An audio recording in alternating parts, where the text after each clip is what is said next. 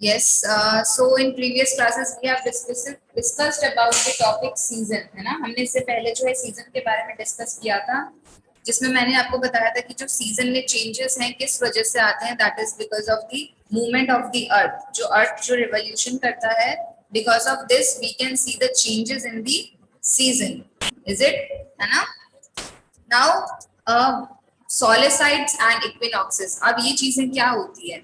मैंने आपको बताया था कि कुछ ऐसे डेज भी होते हैं गर्मियों में कि जब दिन, जिसमें दिन बड़े होते हैं और रातें जो है छोटी हो जाती हैं।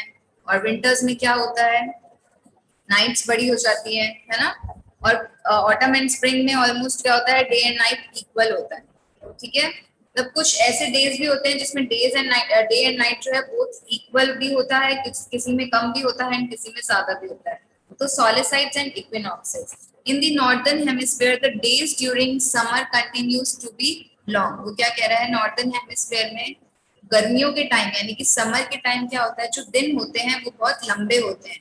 तो ये कब तक होता है, कौन सी डेट तक होता है, टिल 21 जून। यानी कि आप एक्सपीरियंस करेंगे तो 21 जून तक जो डेज होते हैं, इवन अभी जो समर ही चल रहा है, तो आप क्या नोटिस करेंगे 21 जून तक कि जो दिन होते हैं वो लंबे होते हैं। So this is till 21 June, this is the longest day of the year and is known as summer solstice. तो 21 जून जो होता है, जिसमें दिन जो है सबसे बड़ा होता है, उस दिन को जो है हम क्या बोलते हैं, समर सॉलिस्टाइस, ठीक है। तो समर सॉलिस्टाइस मींस वो दिन जिसमें जो है days are long, longest day of the year, जो सबसे बड़ा दिन होता है ईयर का, that is on the 21 June, जिसको जो क्या नाम दिया गया है, समर सॉलिस्टाइस, ठीक है। सॉलिस्टाइस मींस आपका क्या है, जिसमें जो डेज की जो लेंथ है वो चेंज होती रहती है। तो ये एक तरह से नेम दिया गया है, ओके, कि 21 जून जो है वो longest day of the year होता है, जिसका जो दूसरा नेम है समर सॉलिस्टाइस।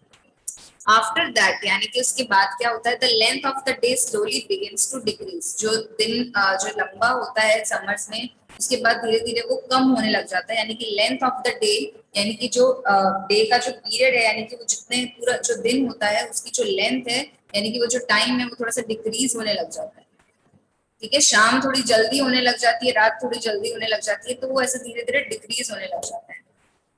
तो जब भी डिक्रीज होने लग जाता है तो दैट मीन्स क्या आ जाता है उसके बाद, ऑटम स्प्रिंग भी आता है। देन अभी इसमें क्या बात करिए, विंटर की बात करिए कि in winter the days continue to be short.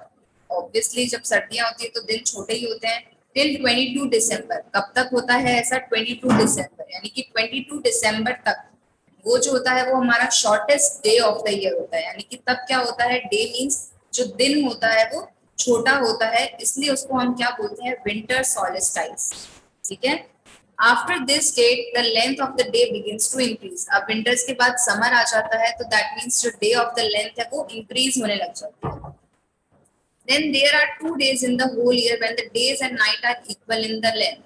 अब पूरे साल में ऐसे 2 दिन होते हैं जब डे और नाइट इक्वल होता है, यानी कि ना ऐसा होता है कि दिन ज्यादा बड़े होते हैं ना रातें छोटी होती है, ठीक है, और डिफरेंट, ठीक है। तो ऐसे 2 दिन होते हैं जब जो डे एंड नाइट की जो लेंथ है वो इक्वल होती है। तो वो डेज कौन से होते हैं, that is the 20th March and the 23rd September, ठीक है। On these 2 day the sun shines directly over the equator. इन दो दिनों के दौरान या इन 2 दिनों, ये जब 2 दिन होते हैं तब क्या होता है, जो सन होता है वो डायरेक्टली इक्वेटर के ऊपर शाइन कर रहा होता है, ठीक है। दोनों जो डे एंड नाइट है वो इक्वल होते हैं। तो जब डायरेक्टली जो सन है इक्वेटर के ऊपर शाइन कर रहा होता है, तो उस उनको क्या बोलते हैं, उस डेज को इक्विनॉक्सेस, ठीक है। Then in northern hemisphere 20th March and 23rd September are known as spring or vernal equinox।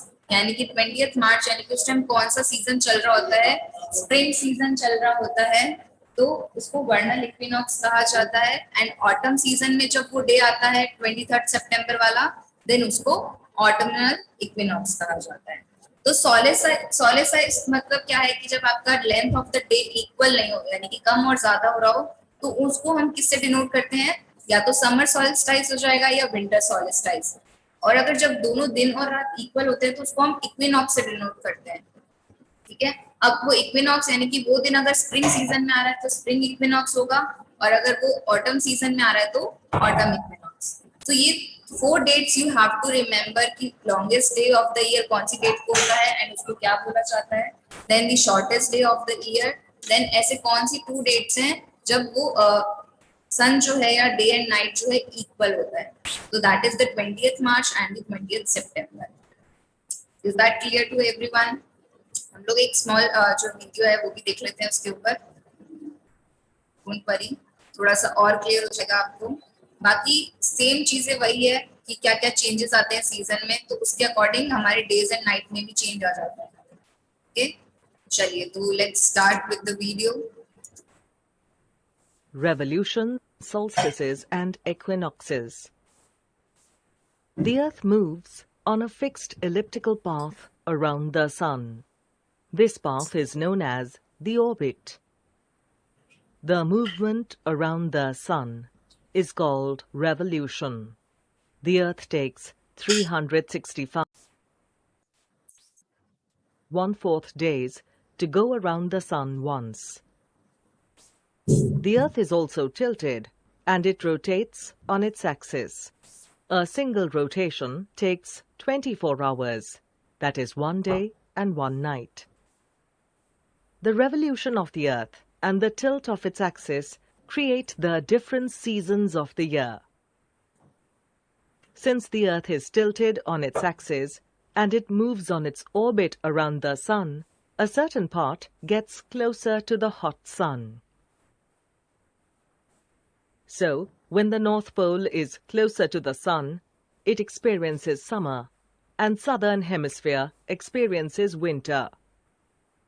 And when the poles are equidistant from the Sun, they experience spring and autumn. The tilt of the Earth causes variation in the length of the days.